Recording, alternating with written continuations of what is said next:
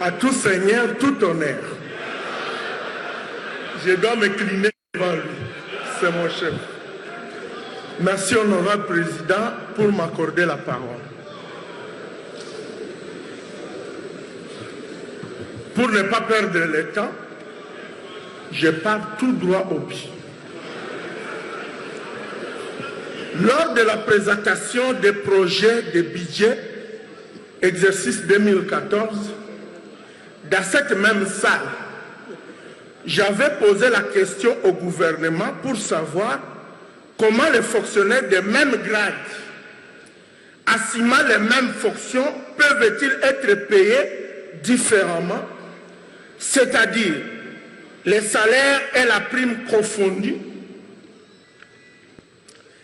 Les uns ont des primes, d'autres n'en ont pas.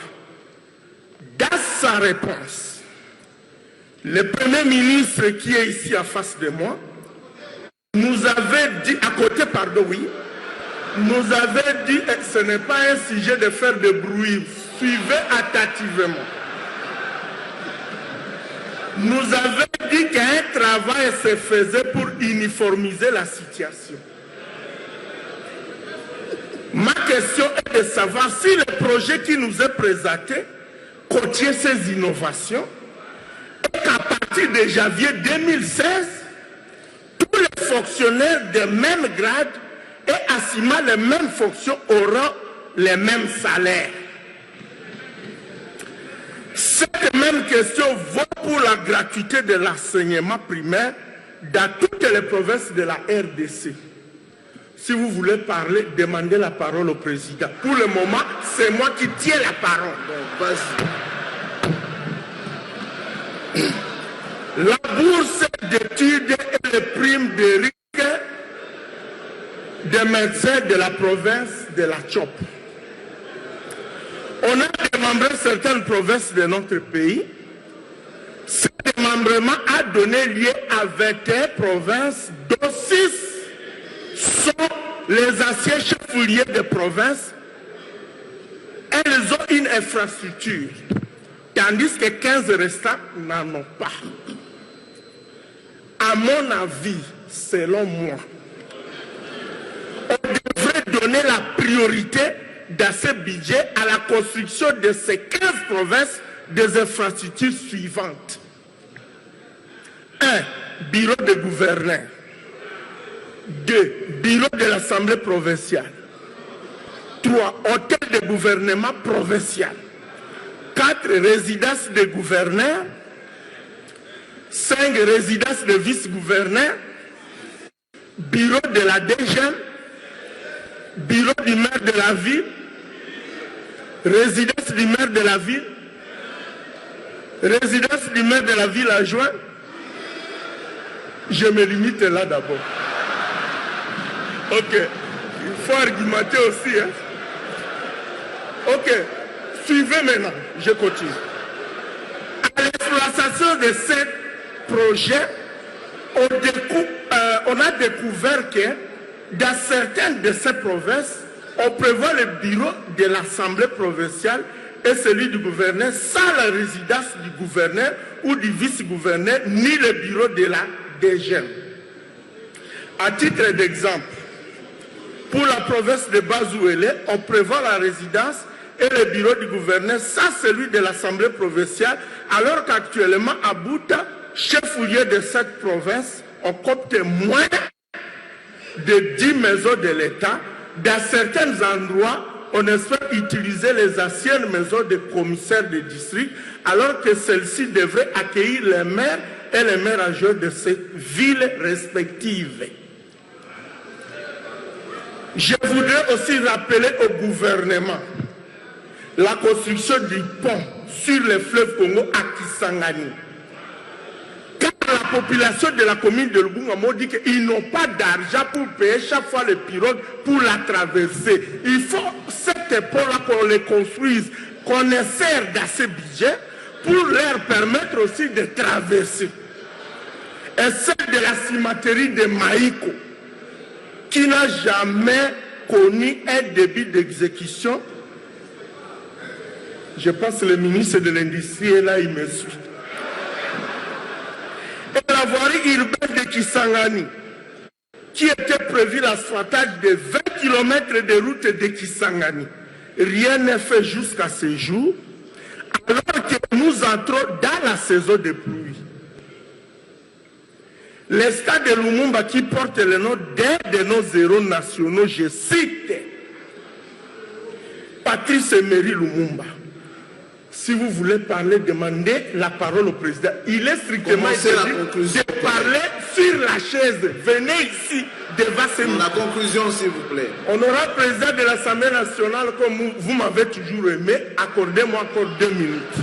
Commencez à conclure, oui. Écoutez, président, Jésus avait 12 apôtres, mais il avait l'apôtre qui l'aimait plus que les autres. Comme vous m'aimez, j'espère que vous allez m'accorder. Voilà, vous avez 1 minute pour conclure, collègue. Allez-y. Tout au plus, au moins 3 minutes. Vous pouvez conclure. Merci, président. Donc, le stade de Lumumba qui porte le nom d'un de nos héros nationaux, je cite Patrice Emery Lumumba, dans la ville de Kisangani, est toujours jeté dans les oubliettes, comme si la jeunesse de Kisangani n'a pas droit de jouir de la révolution de la modernité. Alors que la construction de 6 stades municipaux a été prévue dans chaque commune de Kisangani. Pour les investissements sur les transferts aux provinces, j'ai constaté beaucoup de regrets qu'on loge 617 878 310 francs congolais pour construire 5 écoles secondaires à Bunia, dans la province de l'Ituri, dans la province de Maniema, la construction de 5 écoles à Kabambare, dans la province de Maniema, coûte plus cher que 13 écoles dans la province de la Tchop. C'est-à-dire 617 878 310 francs congolais pour les 5 écoles de Maniema. Côte président, ne m'embrouillez pas, président. Laissez-moi un peu le temps. C'est très important, président. Collègue, un instant. Bon, collègue Awense, je vous ai accordé assez de temps. Vous avez encore, soyez calme. Vous avez encore 60 secondes pour conclure. Allez-y, collègue. Allez-y, 60 secondes. Ok, merci. Pour la conclusion. Pourquoi cette discrimination? Bon, ici, les fonds logés dans les ministères provinciaux de la santé, du développement rural et des infrastructures dans les provinces du Maniema et de Kwilu, soit le double, voire le triple des autres provinces. Ceci facilitera, je suis convaincu, le développement à double vitesse. Comment loger les fonds destinés à construire la musée de Kenge dans 2 provinces à la fois, c'est-à-dire à Kwilu et à Kwango? Comment les fonds de réhabilitation de la route de Mahagi-Port, située dans la province de l'Ituri, sont-ils logés dans les cabinets des ministères provinciaux de la province de la Tchop? À ne pas oublier la route nationale numéro 25 qui part de Nyanya-Wamba jusqu'à Iziro, est dans un état de délabrement très avancé, que le gouvernement central puisse s'investir comme ailleurs pour la réhabilitation de cette route qui est de l'importance, qui est de l'intérêt national.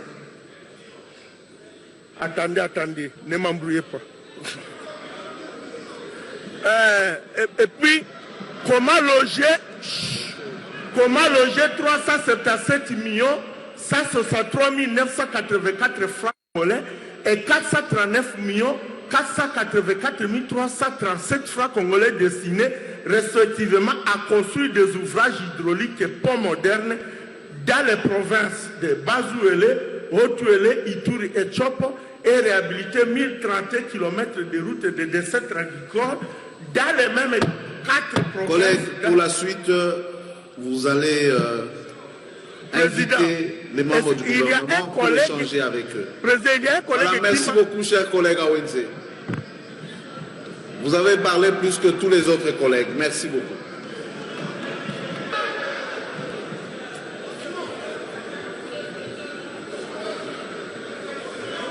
Voilà, merci beaucoup.